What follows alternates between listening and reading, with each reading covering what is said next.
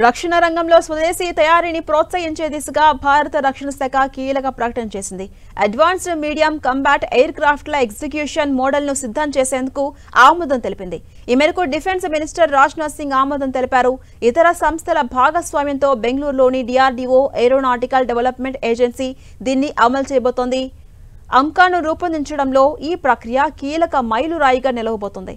భారత దేశీయ పరిజ్ఞానంతో రూపొందించిన 5వ తరం యుద్ధ విమానం advanced medium combat aircraft నమూనాను తొలిసారి ఏరో ఇండియా 2025లో ప్రపంచానికి చూపించారు. కృత్రిమ మేధ ఆధారిత ఎలక్ట్రానిక్ పైలట్, నెట్ ఆధారిత ఆయుధ వ్యవస్థల వంటి ప్రత్యేకతలు ఈ విమానం సొంతం. ప్రతికూల వాతావరణ పరిస్థితుల్లోనూ సమర్థవంతంగా సత్తా చూపించగలదు. 25 టన్నుల బరువు ఉండే ఈ లోహ విహంగాన్ని మానవరహితంగా పనిచేసేలా రూపొందించబోతున్నారు. ఏడీఏ దీని డిజైన్ రూపొందించింది.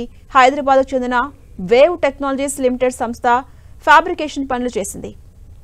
ఇక భారత పాక్ మధ్య నెలకొన్న ఉద్రిక్త వాతావరణం, శత్రు దేశాల నుంచి భవిష్యత్తులో ఎదుర్కోబోయే పరిణామాలను గమనించిన భారత్ ఈ కీలక నిర్ణయం తీసుకుంది. 5వ తరం stealth fighter jet advanced medium combat air craft ను అభివృద్ధి చేసేందుకు గ్రీన్ సిగ్నల్ ఇచ్చింది. శత్రు రాడార్స్ ను తప్పించుకోగల అత్యాధునిక సాంకేతిక పరిజ్ఞానం ఏఎంసీఏలో ఉంటుంది. దీంతో భారత రక్షణ సామర్థ్యాలు మరింత మెరుగుపడతాయని రక్షణ వర్గాలు భావిస్తున్నాయి.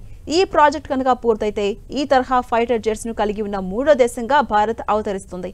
ప్రస్తుతం అమెరికా, చైనాలు మాత్రమే 5వ తరం యుద్ధ విమానాలను నిర్వహిస్తున్నాయి. ఏఎంసీఏ అనేది 25 టన్నుల బరువున్న ట్విన్ ఇంజన్ విమానం. దీని అంతర్గత ఇంధన ట్యాంక్ 6.5 టన్నుల సామర్థ్యం కలిగి ఉండి 55,000 అడుగుల ఎత్తులో ఎగరగలదు. అంతేకాదు ఈ ఫైటర్ జెట్లో ఆర్టిఫిషియల్ ఇంటెలిజెన్స్ ఆధారిత పైలట్ సైతం కలిగి ఉంటుంది. అలాగే రియల్ టైమ్ కంబాట్ కోఆర్డినేషన్ కోసం సెట్ సెంట్రిక్ వార్ఫేర్ సిస్టమ్స్, వివిధ రకాల ఆయుధాల కోసం అంతర్గత ఆయుధ బే, ప్రిడిక్టివ్ నిర్వహణకు ఇంటిగ్రేటెడ్ వెహికల్ హెల్త్ మేనేజ్మెంట్ ను కూడా కలిగి ఉండబోతుంది. అంతర్గత ఆయుధ బే 4 దీర్ఘ శ్రేణి ఎయిర్ టు ఎయిర్ క్షిపణులను, అనేక ప్రెసిషన్ గైడెడ్ మందుగుండు సామగ్రిని మోయగలదు. 1500 కిలోల పేలోడ్ ఉంటుందని రక్షణ వర్గాలు చెబుతున్నాయి. ఇది ఆధునిక యుద్ధంలో కొత్త సవాలు ఎదుర్కొనేందుకు వీలు కల్పిస్తుంది.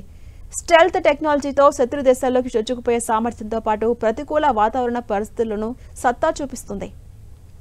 ఇక ఈ ప్రాజెక్టు వ్యయం 15,000 కోట్లుగా అంచనా వేశారు. 2035 నాటికి ఇది అందుబాటులోకి రానున్నట్టుగా తెలుస్తోంది. ఏరోనాటికల్ డెవలప్మెంట్ ఏజెన్సీ వ్యూహాత్మక పరిశ్రమ భాగస్వామ్యాలతో ఈ ప్రాజెక్టును పర్యవేక్షిస్తుంది.